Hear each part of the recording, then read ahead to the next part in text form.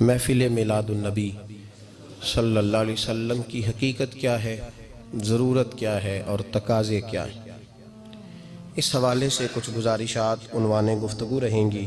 دعا ہے اللہ تبارک و تعالی اپنی ناراضگی والے جملے سے محفوظ فرمائے، اپنی رضا والی بات کرنے کی توفیق عطا فرمائے۔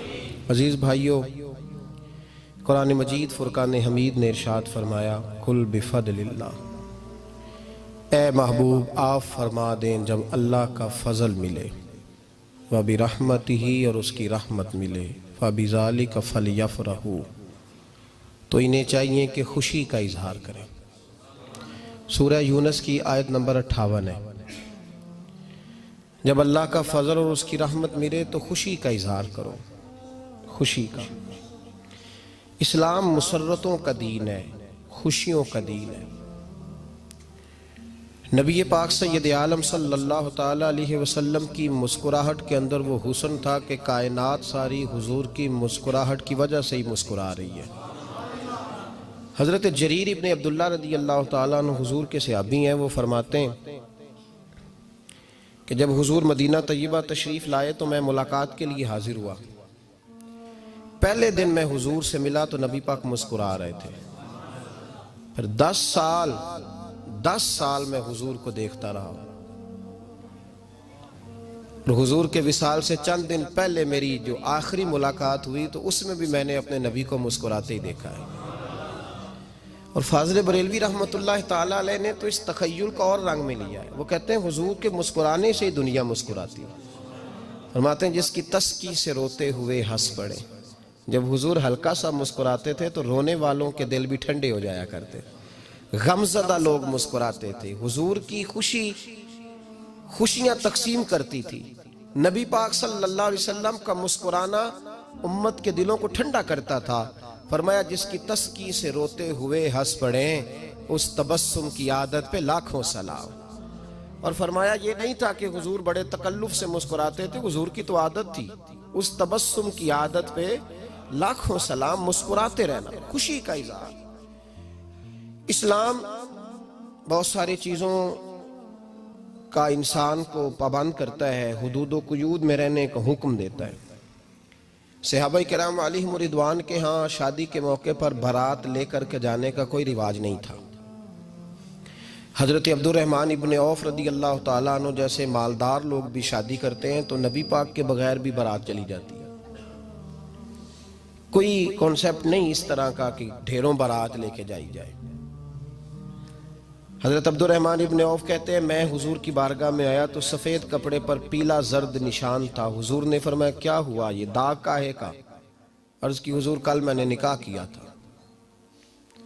تو محبوب نے جو ارشاد فرمایا اس میں فرمایا بڑی اچھی بات ہے، ولیمہ ضرور کرنا، چاہے ایک بکری ہی ذبح کرنا۔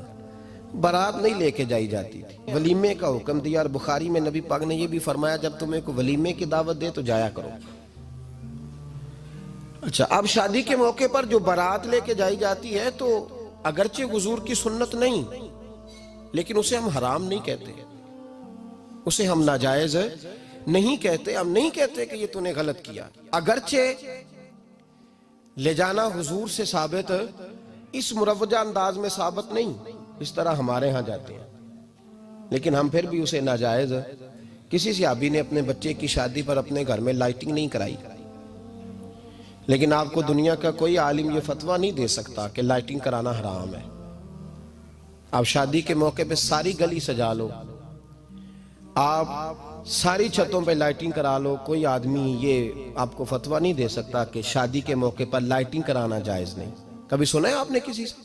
بولیے یہ جائز ہے، جائز پیسے ہیں تو ٹھیک۔ بلکہ میں اس سے آگے بڑھتا ہوں، اس سے تھوڑا اور آگے جاتا ہوں۔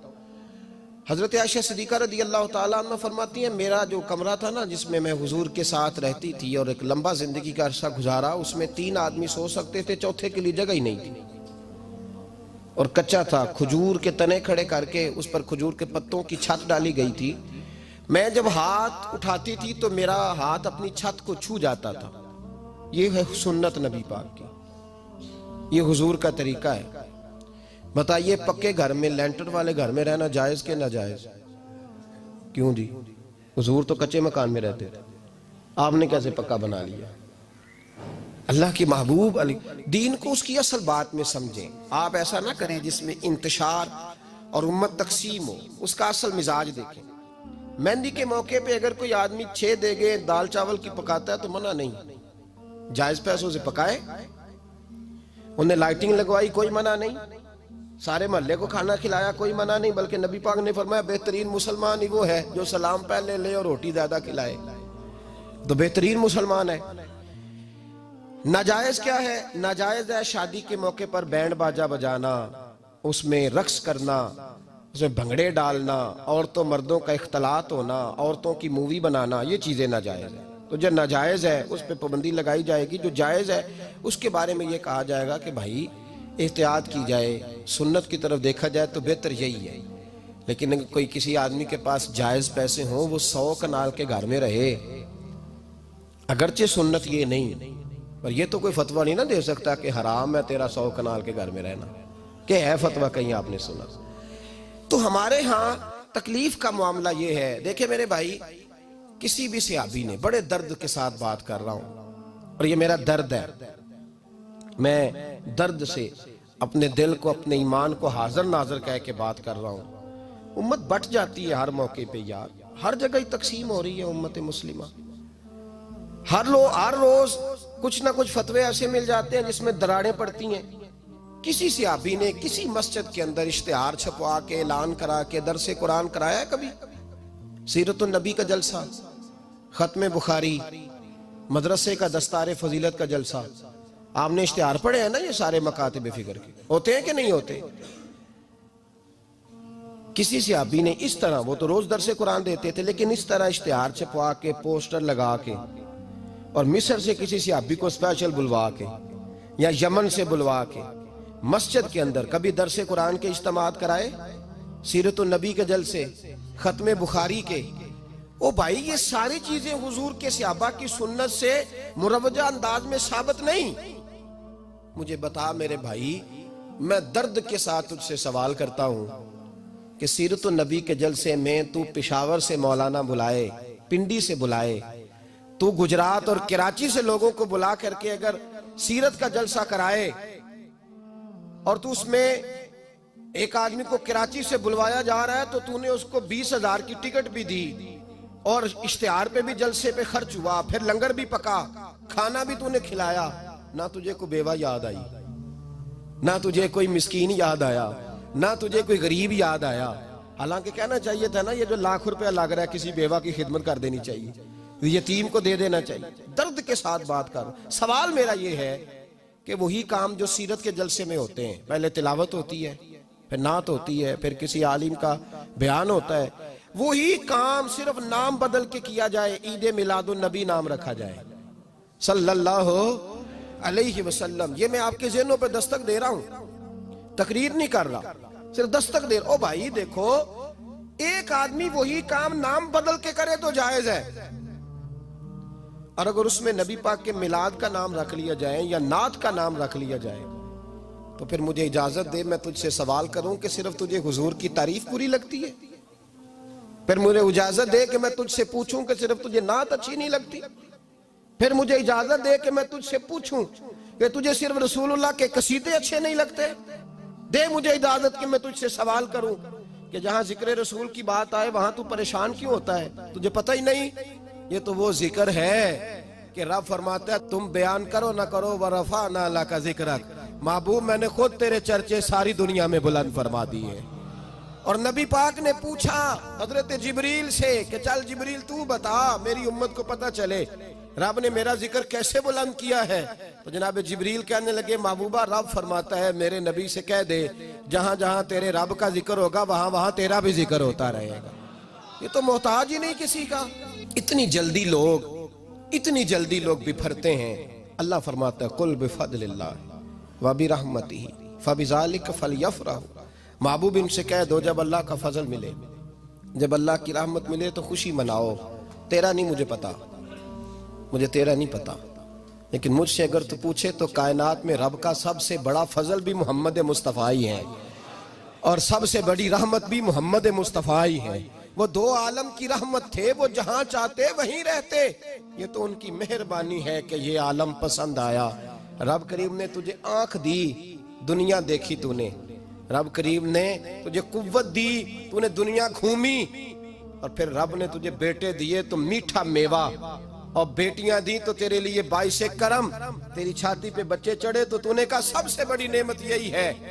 کہ مالک کہتا ہے تو میرا بندہ تھا، میں نے دینا ہی تھا، تو نے دیا، احسان نہیں جتلایا، لیکن جب اپنا نبی دیا تو کہا میں نے بڑا احسان کیا تم پہ۔ لَقَدْ مَنَّ اللَّهُ عَلَى الْمُؤْمِنِينَ إِذْ بَعَثَ فِيهِمْ رَسُولًا، میں نے تم پر احسان کیا ہے۔ کون دیتا ہے کسی کو محبوب اپنا؟ نہ جانے رب نے یہ کیسے گوارا کیا۔ لَقَدْ مَنَّ اللَّهُ عَلَى الْمُؤْمِنِينَ إِذْ بَعَثَ فِيهِمْ رَسُولًا، اتنا بڑا فضل، اتنا بڑا فضل، فضل بھی حضور۔ اور جب بات رحمت کی آئی تو فرمایا مومنوں صرف تمہیں ہی نہیں، عیسائیوں، یہودیوں، سکھوں، دنیا میں جتنی مخلوق ہے، حتیٰ کہ جانور بھی، حتیٰ کہ چونٹیاں، نباتات، جمادات، ہر چیز، یا اللہ تو نے کیا دیا؟ فرمایا وما ارسلناک الا رحمتا للعالمین، میں جس کا رب ہوں ان سب کے لیے میں نے اپنے نبی کو رحمت بنا کے بھیج دیا ہے۔ بیٹے کے آنے پہ تو مٹھائی بانٹتا ہے، میلاد والے دن تو لائٹیں بند کر لیتا ہے، بیٹے کے آنے پر تو حلوائی بٹھاتا ہے، اور نبی پاک کے نام کی لائٹیں لگی ہوں تو پریشان ہوتا ہے۔ ہم سے کبھی پوچھ تجھے بتائیں، بس نہیں چلتا، ورنہ تاڑے توڑ کے چھتوں پہ لگا دیں۔ بس نہیں چلتا، فرشتوں کو بھی کہیں آؤ ہمارے ساتھ شامل ہو جاؤ، آمد مصطفیٰ مرحبا مرحبا کا نعرہ لگانا ہے، ہمارا بس نہیں چلتا، ورنہ دنیا کی ساری نعمتیں بچھا دیں اور لوگوں کو بتلائیں کہ اصل تو خوشی منانے کا دن ہی آج ہے جب اللہ نے ہمیں اپنا پیارا رسول عطا فرمایا ہے۔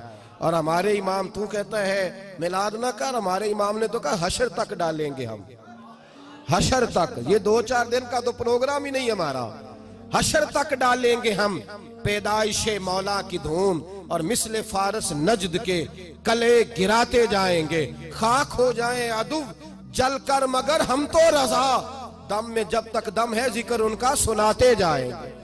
ہمارا تو 1-2 دن کا پروگرام ہی نہیں۔ اور پھر سنو کتنی بڑی نعمت ہے۔ حضرت عباس سے کسی نے کہا تھا اللہ کی سب سے بڑی نعمت، تو بخاری اٹھانا، فرمانے لگے محمد نعمت اللہ، بخاری ہے بخاری، فرمایا محمد اللہ کی سب سے بڑی نعمت ہے، صلی اللہ